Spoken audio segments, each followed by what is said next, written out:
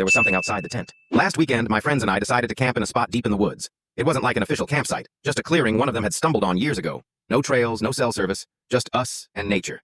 It sounded perfect at first. The day was normal, but by midnight we were all exhausted and ready to crash.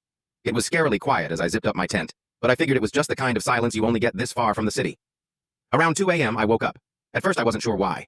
Then I heard footsteps. Light, slow, deliberate. At first I thought it might be an animal, but the sound was too steady, too human. I nudged my friend awake. "Do you hear that?" He sat up, but as soon as the footsteps circled around our tent, he froze. "What the hell is that?" I unzipped the tent just enough to peek outside. The fire had burned out, and the clearing was pitch black. I looked around the area with my flashlight but saw nothing. The footsteps moved behind the tent again, and then they stopped. That's when I heard it. "Help me!" It was faint, just above a whisper, but clear enough to freeze me in place. It sounded like a woman's voice, trembling and desperate. My friend's eyes widened. "Did you hear that?" We stayed completely still, listening.